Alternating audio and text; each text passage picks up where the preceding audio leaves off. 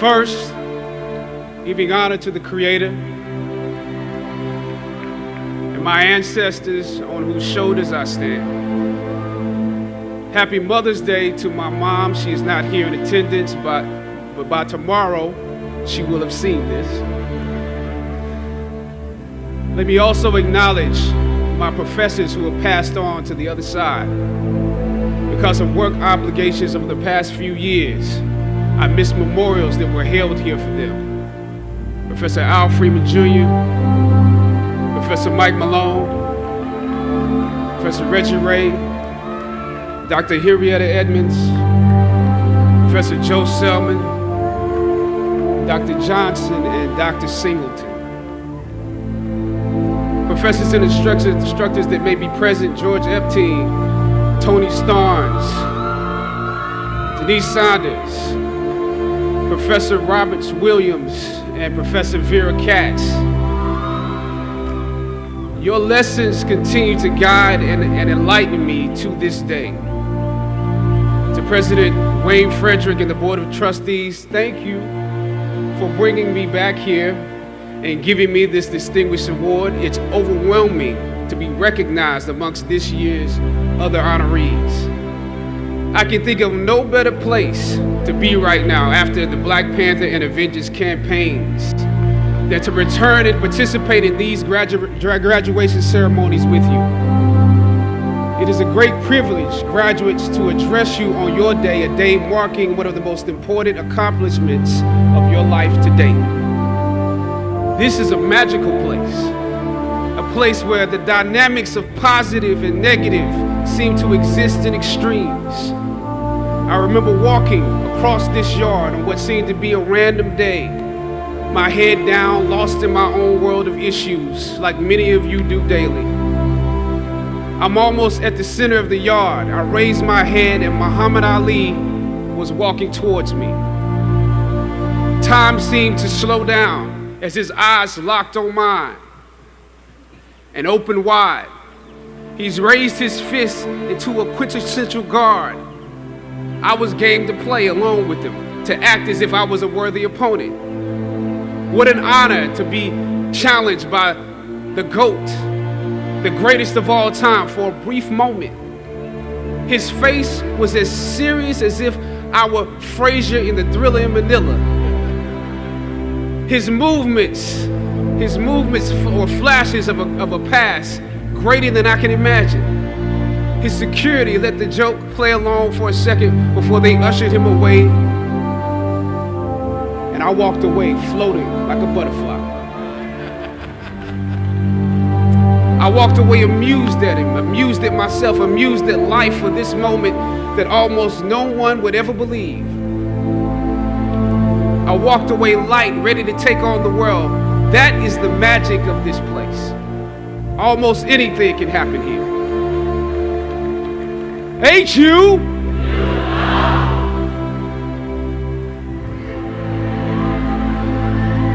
Howard University. I was riding here and I heard on the radio somebody call it Wakanda University. But it has many names: the Mecca, the Hilltop. It only takes 1 hour, one tour of the physical campus to understand why we call it the Hilltop. Every day is leg day here. That's why some of you have cars. During my junior and senior years, I lived in a house off campus at Bryant Street. For those of you, that's right, Bryant Street. For those of you who don't know what that means, that's at the bottom of the hill where the incline gets real. Almost every day I would walk the full length of the hill to Fine Arts, where most of my classes were, carrying all of my books, because once you walk that far on foot, you're not walking back home until it's time to go home for good. But beyond the physical campus, the Hilltop represents the culmination of the intellectual and spiritual journey you have undergone while you were here. You have been climbing this academic slope for at least 3 or 4 years, for some of you, maybe even a little bit more. Throughout ancient times, institutions of learning have been built on top of hills to convey that great struggle is required to achieve degrees of enlightenment. Each of you had your own unique difficulties with the hill. For some of you, the challenge was actually academics. When you hear the words magna cum laude, you know that's not you. That's not you. You worked hard, you did your best, but you didn't make A's or B's, sometimes C's. You never made the dean's list, but that's okay. You're here on top of the hill.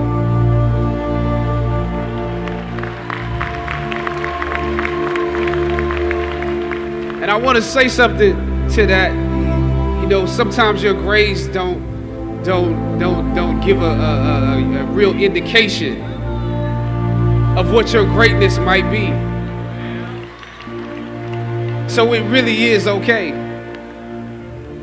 For others, it was financial. You and your family struggled to make ends meet every semester of your matriculation. You had to stand in one line to get to another line, to get to another line for somebody that might help you. You had to work an extra job or two, but you're here.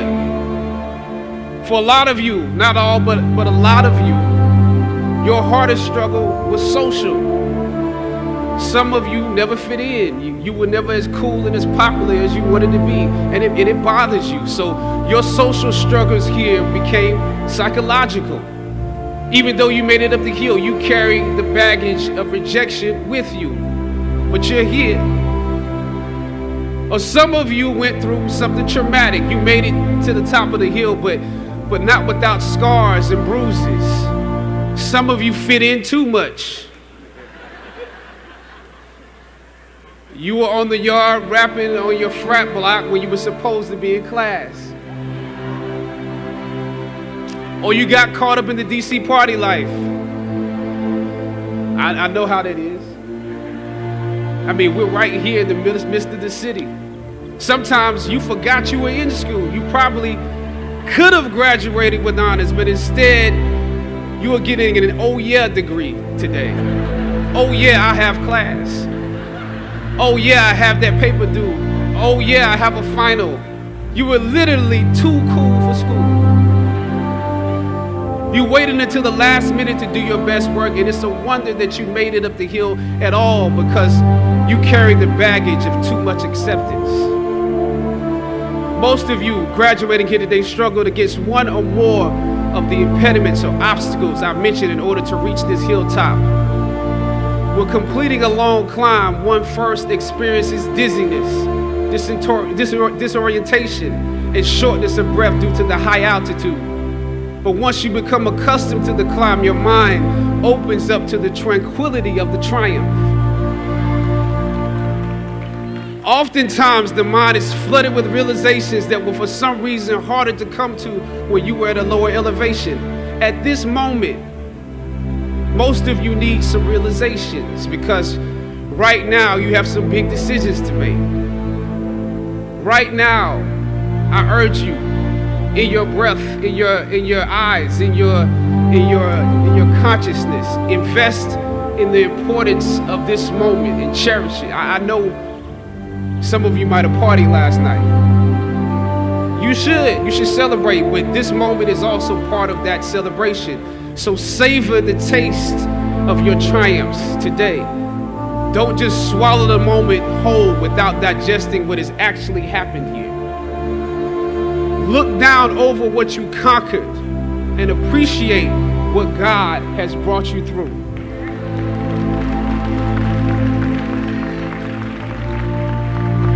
Some of you here struggled against the university itself. This year, students protested and took over the A building, formulated a list of demands, and negotiated with our president and administration to determine the direction of our institution. It's impressive. Similarly, during my years here at Howard, we also protested and took over the A building in order to preserve Howard's annual In order to preserve Howard's annual appropriations from Congress, President H. Patrick Swagger decided to reduce the number of colleges at the university. By his plan, engineering would need to merge with architecture, nursing would merge with allied health, and fine arts, my school, would be absorbed by arts and sciences. That's how we saw it, absorbed. For many of us in fine arts, this signaled to us that our curriculums or the curriculums of students following us might become watered down concentrations. This undermined the very legacy we were proud to be a part of and aim to continue. The Fine Arts program had produced Felicia Rashad, Debbie Allen, Isaiah Washington, Richard Wesley, Donnie Hathaway, Roberta Flack, just to name a few. We felt that, yes, you can go on and on, We felt that we could compete with students from Juilliard, NYU, and Cal Arts as long as we continued to have a concentrated dosage that rivaled a conservatory experience. But without it, although we took over the A building for several days and presented our arguments to President Swagger and the administration, the schools were still merged. Thus, the current collection or formation of schools exists. That's why I view your recent protest as such an accomplishment for both sides of the debate, student and administration. I didn't come here to take sides. My interest is what's best for the school. A Howard University education is not just about what happens in the classroom, students. In some ways, what you were able to do exemplifies some of the skills you learned in the classroom. It takes the education out of the realm of theory and into utility and practice. Obviously, your organization skills were unprecedented. I'm told that you organized shifts so that you could at least continue some of your classes. We missed all our classes when we were in the A building. And I'm told that through donations, there was always an ample helping of food. I probably ate a slice of pizza during the entirety of our 3-day protest. So your organization and planning was impeccable. You received the majority of your demands, making a significant impact on those who came after you. As is often the case, those that follow most often enjoy the results of the progress you gain. You love the university enough to struggle with it. Now I have to ask you that you have to continue to do that. Even now that you received your demands, even if you're walking today, you have to continue to do that. Everything that you fought for was not for yourself. It was for those that come after. You could have been disgruntled and transferred, but you fought to be participants in making this institution the best that it can be. But I must also applaud President Wayne Frederick and the administration for listening to the students.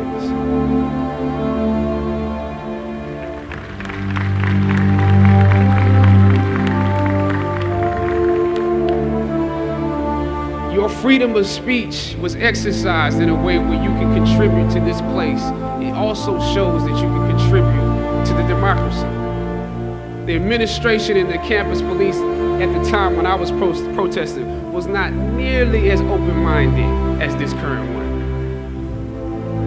I know this was a difficult time, but because of both of you, I believe Howard is a few steps closer to the actualization of its potential, the potential that many of us have dreamed for it.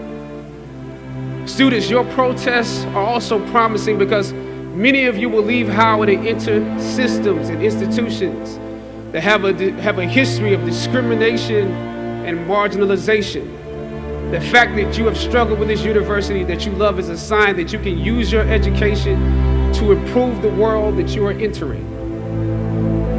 I was on a roll when I entered the system of entertainment, theater, television, and film. And In my first New York audition for a professional play, I landed the lead role. From that play, I got my first agent. From that agent, I got an on-screen audition. It was a soap opera. It wasn't Third Watch. It was a soap opera on a major network. I scored that role too.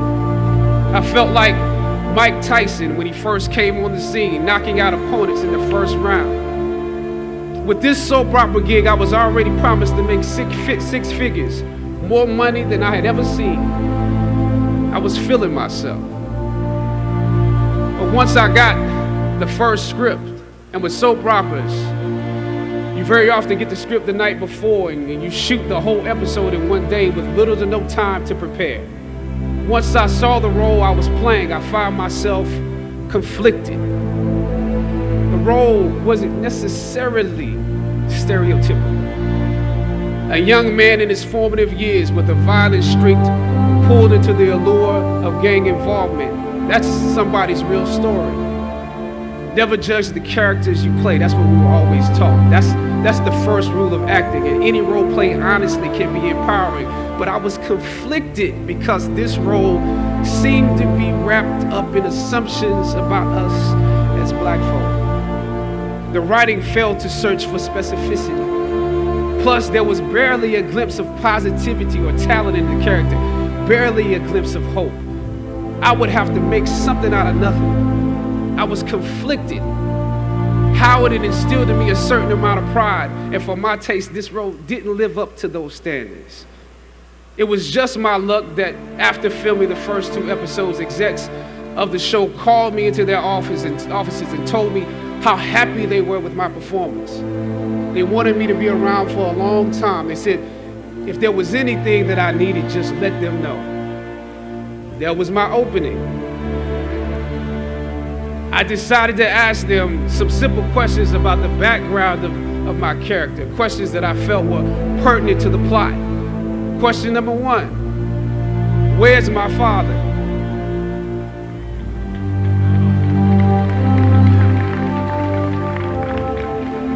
The exec answered, well, he left when you were younger. Of course. Okay. Question number 2. In this script, it alluded to my mother not being equipped to operate as a good parent. So why exactly would my little brother and I have to go into foster care? Matter of factly, he answered, well, of course, she's on heroin. That could be real, I guess. But I didn't want to assume that's what it was. If we're around here assuming that the black characters in the show are criminals on drugs and deadbeat parents, then that would probably be stereotypical, wouldn't it? That word stereotypical lingered. One of the execs pulled out my resume and began studying it. The other exec wore a smile, trying to live up to what they had promised me only a few moments before. If there's anything you need, just let us know. She said, as you have seen, things move really fast around here. But we are more than happy to connect you with the writers if you have suggestions. Yeah, I said, that would be great. I said, because I'm just trying to do my homework on this. I didn't know if you guys had decided on all the facts, but maybe there's some things we can come up with, some talent or gift that we can build. Maybe he's really good at math or something. He has to be active. I'm doing my best not to play this character like a victim. So you went to Howard University, huh? The exec, holding my resume, interrupted, peeking over the pages. Yes, I said proudly. He slid my resume back in his desk and said, thank you for your concerns. We'll be watching you. I left the office. I shot the episode I had come in to shoot on that day. Probably the best one I did out of the 3 because I got what was bothering me off my chest. I was let go from that job on the next day. A phone call from my agent. They decided to go another way. The questions that I asked set the producers on guard and perhaps paved the way for a less stereotypical portrayal for the black actor that stepped into the role after me. As the scripture says, I planted the seed and Apollos watered it.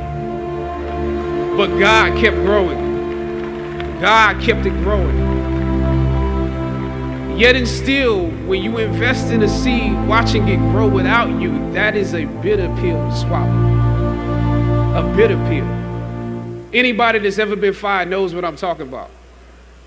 Even if you really don't want the job, when they let you go, it's like any breakup. You act like you don't care. I didn't need that damn job anyway. I didn't need them. But when you have those moments alone, you start to wonder if there was a better way to handle it, and if you could have handled it better, maybe you could help your family. And then before you know it, you're broke, and you find yourself scraping together change just so you can ride the subway, so that you can get the next job. And maybe if you could book something else, that would eclipse the feeling of doubt that's building. But it seems like you can't pay them to hire you now.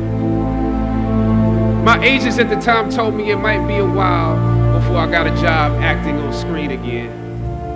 Well, that was fine, because I never wanted to act in the first place. And I definitely didn't want to be caught dead going after a fake Hollywood pipe dream. I'm more of a writer and director anyway, so forget their stories. I can tell my own stories. But am I actually blackballed? We're hesitant about sending you out to some people right now because there is a stigma that you're difficult. As conflicted as I was before I lost the job, as adamant as I was about the need to speak truth to power, I found myself even more conflicted afterwards. I stand here today knowing that my Howard University education prepared me to play Jackie Robinson, James Brown, Thurgood Marshall, and T'Challa. But what do you do when the principles and standards that were instilled in you here at Howard close the doors in front of you? Sometimes you need to get knocked down before you can really figure out what your fight is and how you need to fight it. At some point, my mind reverted back to my experiences here, to the professors that challenged me and struggled against me. Professor Roberts Williams, Doc Singleton, George Epstein, to name a few, the ones that would fail you out of the goodness of their hearts.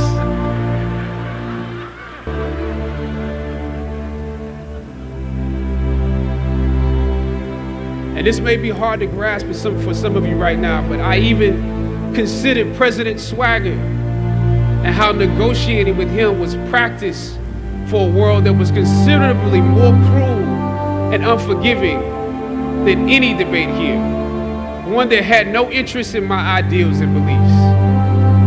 How would I maneuver through all of this? Finally, I thought of Ali in the middle of the yard, in his elder years, drawing from his victories and his losses.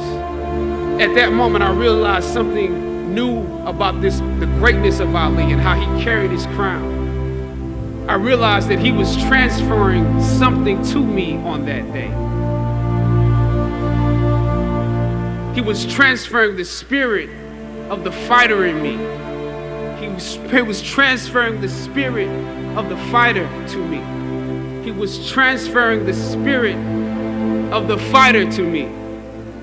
Sometimes you need to feel the pain and sting of defeat to activate the real passion and purpose that God predestined inside of you.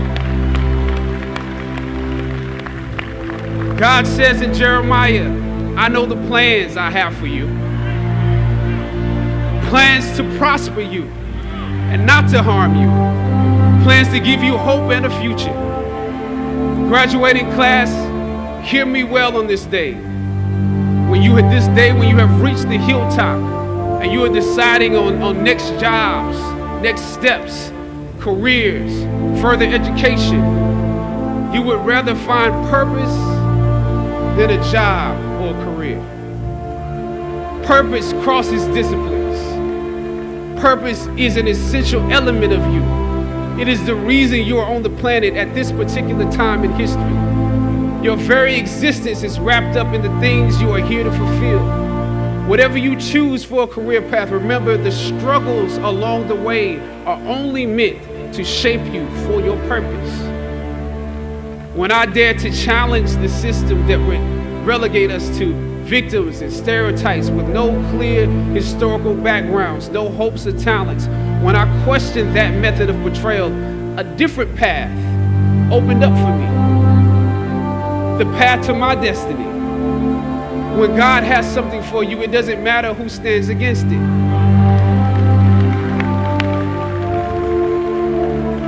God will move someone that's holding you back away from a door and put someone there who will open it for you. If it's meant for you,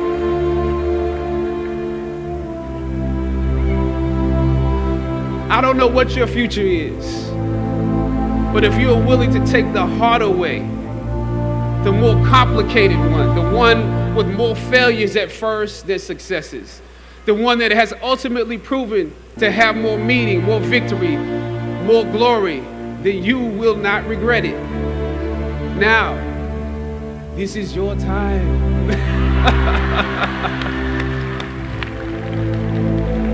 The light of new realization shines on you today. Howard's legacy is not wrapped up in the money that you will make, but the challenges that you choose to confront. As you commit to your past, press on with pride and press on with purpose. God bless you. I love you, Howard. Howard forever.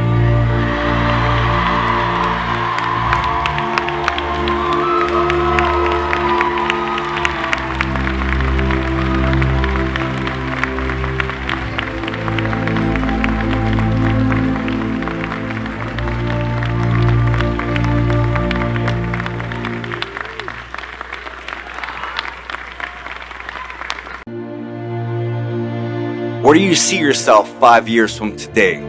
What type of vision do you have? What type of destination do you have for your life? I want you to imagine a GPS system. When you put in a destination, it shows you how to get there. It gives you the directions to get to your destination. While your mind, body, and soul works the same way. If you don't have a destination for your life, you're just drifting through life, taking whatever life gives you. You're not a creator. You're not creating in your life. You're taking handouts. You're like a ship in the sea without a rudder. Wherever you end up in life, that's where you end up. That is your end result, because you have no vision. See, vision is not something that you just see with your two eyes. Vision is what you feel in your heart when you think about your dream. That desire that pumps through you. That desire that pumps through your whole being.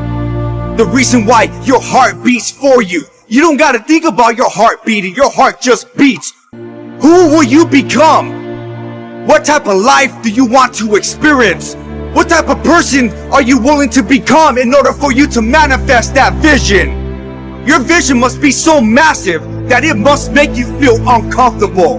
When you share your vision with others, they must think you're crazy. You must find the reason why you exist.